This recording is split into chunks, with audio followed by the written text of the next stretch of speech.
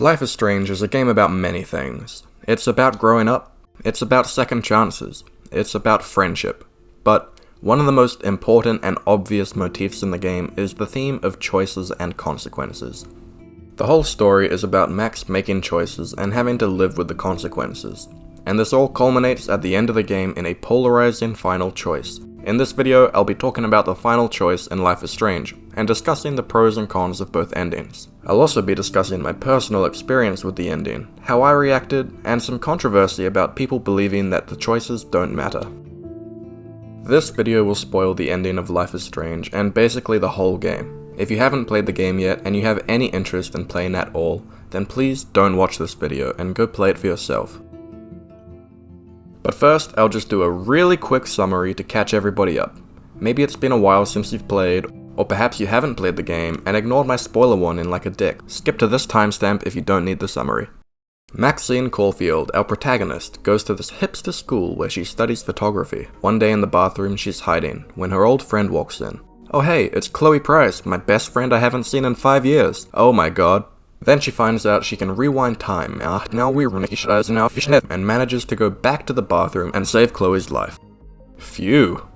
The two girls catch up and hang out just like old times. The game follows these two characters as they walk around town and use time travel to investigate the disappearance of Chloe's friend Rachel Amber, who had now been missing for half a year. As they do this, some weird weather phenomena start happening throughout the game.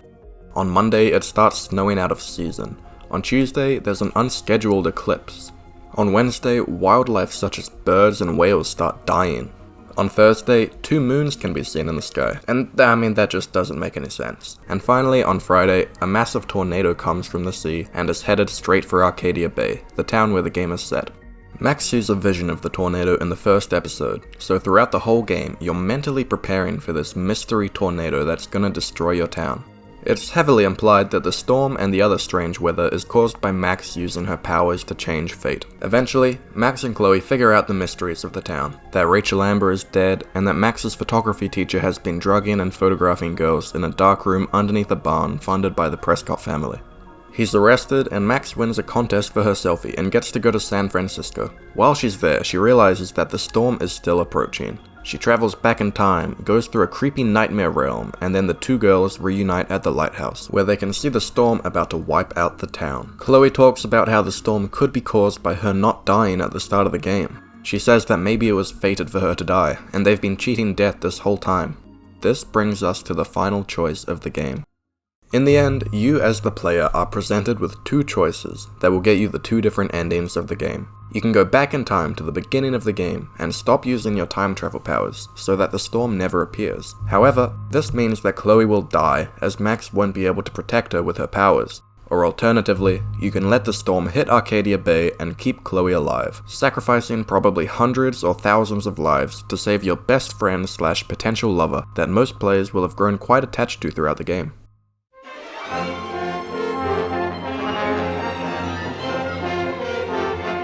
Firstly, the sacrifice Chloe ending. The most obvious choice if you were to give this decision to an outsider who hadn't played the game.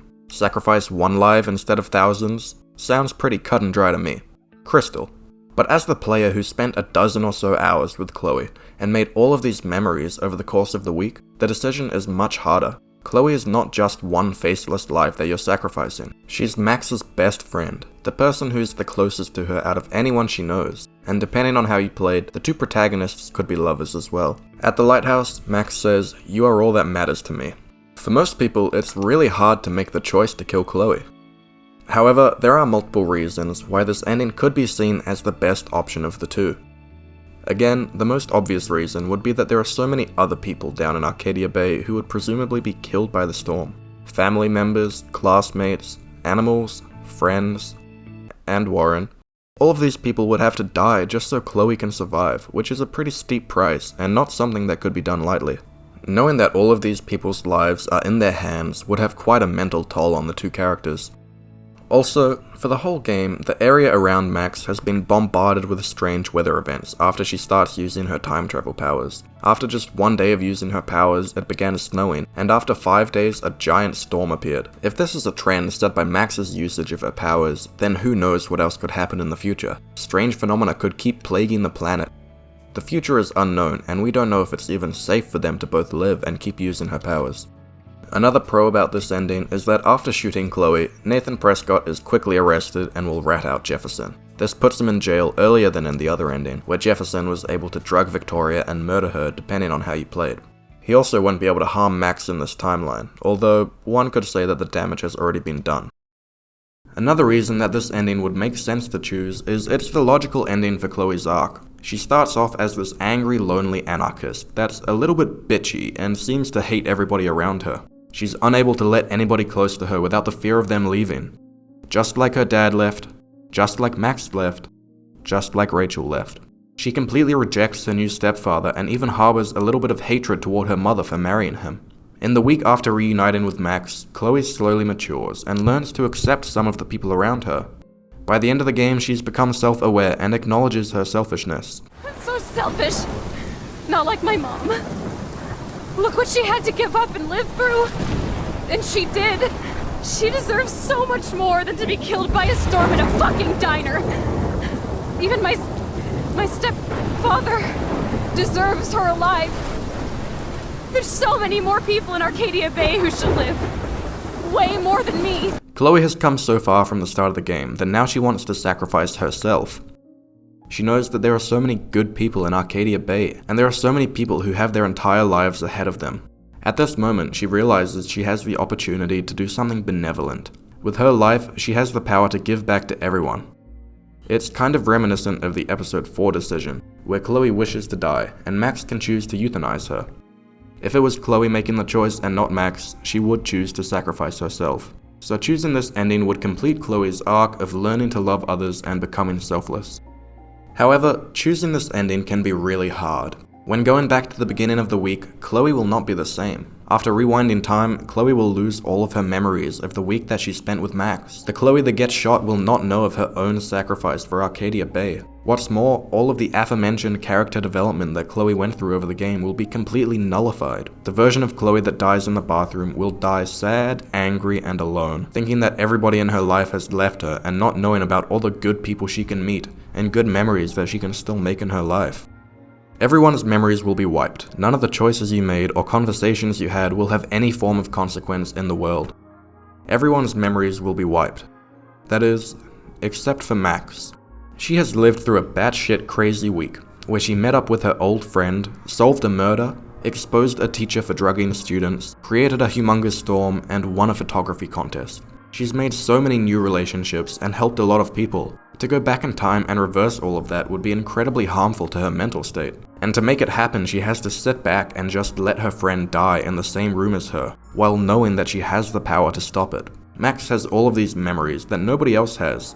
And now that Chloe's gone, she has nobody to talk to about it. For Max to make the choice to sacrifice Chloe would require immense willpower on her part. Not only is she letting her friend die, but also plunging herself into loneliness and a world with nobody that would understand her problems.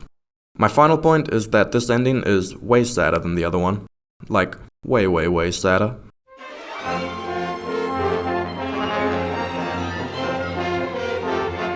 Now, the Sacrifice Arcadia Bay ending. One that logically doesn't make sense. Like not pulling the lever in the trolley problem, and just letting the trolley destroy an entire town. Yet it gets chosen by about 50% of players. Why is that? The reason is pretty simple. These players like Chloe. They like her more than they like the entirety of Arcadia Bay.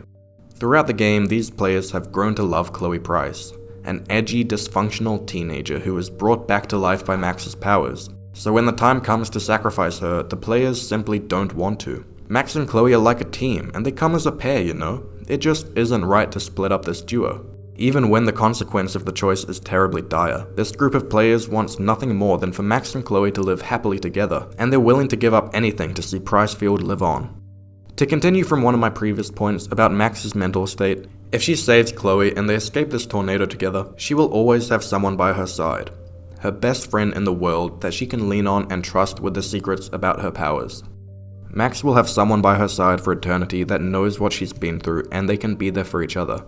Also, Chloe doesn't die sad, angry, and alone on the bathroom floor. So, that's a plus. While sacrificing herself would seemingly be the climax of Chloe's arc, choosing to save Chloe would be the end of Max's. At the beginning of the game, Max is a little shy indie selfie girl who's too scared to make decisions, but over the past week, she's been forced to make several tough choices and learn to stand up for herself. As this is a coming-of-age story, the climactic storm can be seen as a metaphorical representation of Max's impending transition into adulthood. The storm is a not-so-subtle reference to the butterfly effect, and the saying that the flap of a butterfly's wings can cause a tornado on the other side of the world. I mean, this whole thing literally started because of a butterfly flapping its wings in the bathroom. Her decision at the lighthouse will define the most important part of her life and what type of person she will become after entering adulthood. I have a good quote from Reddit, but the Life is Strange sub has gone private for some reason and I can't check who wrote it. When the sub goes public again, I'll put the user in the description. They wrote, "I feel like it's the climax of Max's arc to choose to save Chloe. Max starts the game as a timid wallflower who is afraid to try in case she fails, who is scared and paralyzed by indecision, and whose biggest mistake was abandoning her best friend in her time of need because she didn't have the emotional maturity to handle it. In choosing to save Chloe, in defiance of even Chloe's wishes, she finally takes a stand for what she wants. She refuses to abandon Chloe again, no matter what. Max would do anything for Chloe, and she learns this about herself during the game. One of the recurring plot lines in the game is Chloe facing death and Max having to go out of her way to save her. There are dozens of voice lines where Max says, "I have to save Chloe," or "There's no way I can let Chloe die." This collection of images was posted by u/BeMoreChillFan, and it shows just how much Max is hellbent on protecting her friend. After abandoning her once 5 years ago, Max wants to make up for it by never letting her go again. Max even says that it's her destiny to save Chloe with her newly acquired powers. So right at the end, when she sees that Chloe is gonna die again, Max can take a stand and protect her. There is no way in hell that she would let her go. One aspect of this ending that could be seen as a reason both for and against choosing it is that Chloe seems fated to die. Throughout the game, she is constantly facing death and near-death situations, whether it's being run over by a train or put in a wheelchair and euthanized, being shot by Nathan, being shot in the junkyard, being shot by Jefferson. Maybe she should just stay away from guns. It seems like ever since Chloe narrowly avoided death in the first episode, the universe has been trying to get back at her by sending danger her way. She remarks at the lighthouse that perhaps each time Max saves her with her rewind powers, she's only been delaying Chloe's fate. By using her powers to change destiny, Max may have doomed Chloe to a life of peril. It could be the cause of the danger that she's always in, and also the weather events. There are two ways you can look at this point. Firstly, you can think of it as, yup, Chloe has to die. It's written in the stars, nothing I can do about it. On the other hand, you can look at this choice as a chance to defy the universe. You can give a big fat middle finger to fate and say, fuck you, Chloe's not going anywhere. This can be an empowering moment for Max and Chloe to take a stand and actively defy these supernatural forces beyond their comprehension. It's a way for Max and Chloe to accept that no matter what dangers lie ahead of them, they will stick together through it all. Now, there are some cons to choosing to save Chloe. The biggest one being the huge amount of people that died. It's basically like the trolley problem. What the fuck? I already said this. Did I write this twice? Again, it's very similar to the trolley problem if you just let the trolley kill everybody except for one. There's no real way to defend yourself from this fact. Like, if you keep Chloe alive, you are dooming so many people, including Chloe's family and all of your other friends in Arcadia Bay. Also, as mentioned earlier, we don't know if these strange weather events will keep happening around Max and Chloe for defying fate. There's no way to know if there will be another storm tomorrow or later down the line wherever these two go. This storm is definitely a climax for this story, being much bigger and more dangerous than anything else prior. But after the game finishes, maybe there's something larger. We simply don't know what's gonna happen, and it's a massive risk that the characters will be taking. With all the wacky stuff that has happened in just the past 5 days, who knows what could happen if these signs from the universe keep getting increasingly grandiose. I mean, with the information that they have right now, sacrificing Chloe seems like the definitely more logical option. But there are some choices that transcend mere logic. One aspect that seems very weird to me about this ending is how Chloe's desires switched up so quickly. At first, she sounded hellbent that sacrificing herself was the right thing to do. She was so determined to let everybody live. I know I've been selfish, but for once, I think I should accept my fate. our fate. She says all of this, willing to die so her mum doesn't perish in a diner. It sounds like she wants to sacrifice herself, but then Max rips up the photo and denies Chloe the ability to save everyone. You'd expect Chloe to be like, "What the fuck, Max?" But instead she kinda just smiles and then holds Max's hand. It suddenly seems like Chloe is fine with her mum dying, which is just so weird. One second she wanted to save everybody, and the next she was watching everybody die with a smile on her face. Another part of the ending that is kinda meh is that it's a lot shorter and more open to interpretation than the other ending. Some people feel like sacrificing Chloe was the originally planned ending and this one was tacked on later. And I can kinda believe this. The amount of effort put into the two endings is really far apart. Sacrificing Chloe is longer, has more stuff happening in it, it'll make you cry more, and is more of a definite conclusion than the sacrificing Arcadia Bay ending. In the Bay ending, the whole picture is shown to you, and there's not much left up to interpretation. But in the Bae ending, they kinda just watch the storm destroy the town, drive through said town, and that's literally it. I wish we were shown at least some kind of indication of what Max and Chloe are going to do next. Out of all the players, there are some people who didn't like Chloe.